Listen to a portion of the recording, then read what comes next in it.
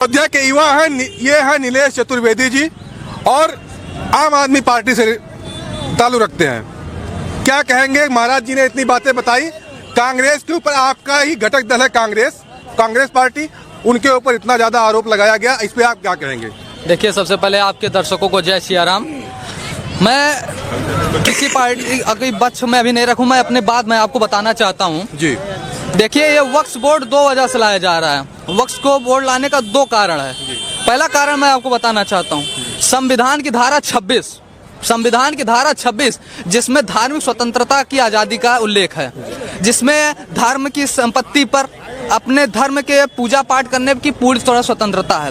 पहला, ये बोर्ड लाने का मकसद संविधान को खत्म करना है, क्योंकि यह वही संविधान है जिसे बाबा साहब भीमराव अम्बेडकर ने बनाया था। तो बाबा साहब कितना जानते हो तुम संविधान के बारे में? संविधान के बारे में कितना जानते हो? और दूसरा कारण है वक्फ को बोर्ड, मैं टिप्पणी टिप्पणी नहीं करना चाहता, मैं अपनी बात ही करना चाहता हूँ। दूसरी बात मैं बताऊँ, वक्फ बोर्ड को लाने का दूसरा सबसे बड़ा कारण है वक्फ बोर्ड को लाने का अपने दोस्त अडानी और अंबानी को मजबूत करना। मैं कोई गलत नहीं बोल रहा हूँ, मैं तथ्य के साथ बोलना चाह रहा हूँ। पहले मेरी बात सुनने दीजिए। मेरी बात सुनिए।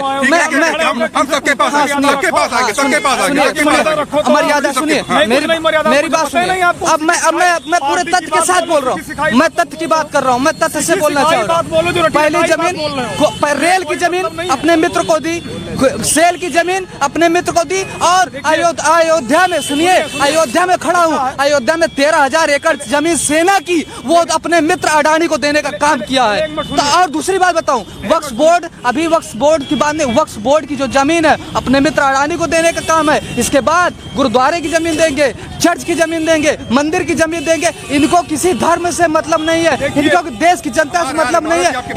इन्हें सिर्फ और सिर्फ भारतीय जनता पार्टी को अपने मित्र अडानी से मतलब है, न देश की जनता से मतलब है, न हिंदू से मतलब है, न देश के लोगों से मतलब है। चलिए, बहुत बहुत धन्यवाद। हम आपके पास दोबारा फिर पहला प्रश्न मैं अडानी पे ही कह देता हूँ। अगर बाई चांस अडानी हिंदू मंदिर को दान दिया, ना कि किसी मुस्लिम ने दिया, ना किसी और समाज ने दिया, बाप का है क्या? केजरीवाल के बाप का है क्या?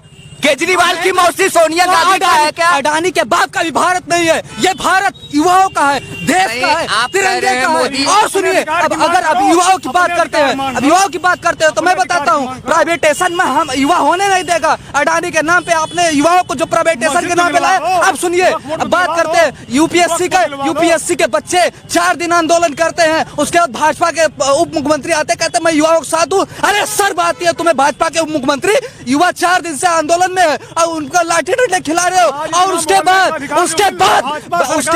क्या करते हो? जहाँ पे युवा आंदोलन करते हैं, अगल बगल की खाने की दुकानें बंद कर देते हो, भोजन न कर पाए, आप कहते हो युवाओं के साथ हो। देश किसी के बाप का नहीं है, न अडानी का है, न मोदी का है, न किसी का है, न मेरे बाप का है। देश सबका है, संविधान से चलेगा, किसी के बाप से नहीं चलेगा। जो संविधान से देश चलाएगा वही बाप करेगा। अब सुनो, ये देश भारत का।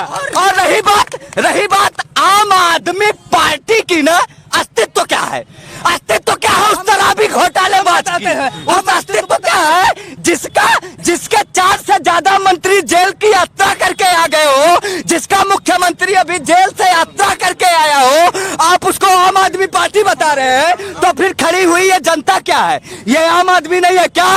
भारतीय जनता पार्टी को तीसरी बार पूर्ण बहुमत से, और जो तुम अडानी चिल्ला रहे हो, ये आज से चिल्ला रहे हो क्या? आपको आज से चिल्ला रहे हो तुम? मेरी बात सुनिए। अब आपने कहा आम आदमी पार्टी का अस्तित्व क्या है, मैं बताना चाहता हूँ आम आदमी पार्टी का अस्तित्व क्या है। मात्र 10-11 साल की पार्टी 3 बार आपको दिल्ली में धूल चटाने का काम करती है, पंजाब में आपको 0 करती है, गुजरात में पहली बार घुस के 5 सीट लेके 16% वोट बैंक लेके आते हैं।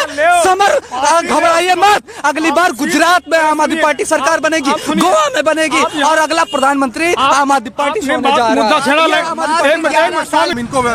जैसा कि आपने एक बात कहा था, संविधान का दुहाई आप संविधान की, जैसे विपक्ष लगातार संविधान की दुहाई तो दे रहा है, लगातार 2024 के चुनाव के पहले से विपक्ष लगातार संविधान की दुहाई दे रहा है, संविधान खतरे में है। संविधान क्या वक्फ बोर्ड संविधान में कहीं संविधान का हिस्सा है? वक्फ बोर्ड संविधान का हिस्सा है? बिल्कुल, आप हमको ये बताइए कि मूल प्रति में संविधान का हिस्सा है? देखिए, मैं आपको साफ बताता हूँ, मैंने आपको पहले हिंट दे दिया हूँ, मैंने पहले ही आपको हिंट दे चुका हूँ। धारा 26 का साफ उल्लंघन, दूसरा बात मैं कहना चाहता हूँ, आप ये बात अब ये सुनिए, अब ये बात सुनिए, लगा सुनिए, धर्म की स्वतंत्रता का आजादी, अब शांत रहिए। दूसरी बात ये होती है कि जो वक्फ बोर्ड, बांग्लादेश, तमाम ये जो मुद्दे हैं जिसको देश से कोई मतलब नहीं है, देश को मतलब है शिक्षा, स्वास्थ्य, रोजगार से, इनसे भटकाने का काम किया जा रहा है। बीपीएससी के बच्चे आंदोलन करे उसको दबाने का काम किया जा रहा है, यूपीएससी के बच्चों का आंदोलन दबाने किया जा रहा है लगातार। के वक्फ बोर्ड होता ही ना, तो आपके सवाल का जवाब मिल गया। रही बात धारा 26 की भैया को आम आदमी पार्टी खैर युवा है और कार्यकर्ता, इनको खूब खूब बधाई है, खूब आगे जाएं। ये अच्छा काम कर रहे हैं, चिल्ला रहे हैं, बोल रहे हैं, कम से कम फेस कर रहे हैं, लेकिन चीजों को तरीके से बताना सीख जाएंगे जिस दिन, ये नेता बन जाएंगे। आपको नेता बनने की बधाई है, शुभकामनाएं हैं, लेकिन नेता बनिएगा तो सभी के भविष्य का ख्याल रखिएगा। धारा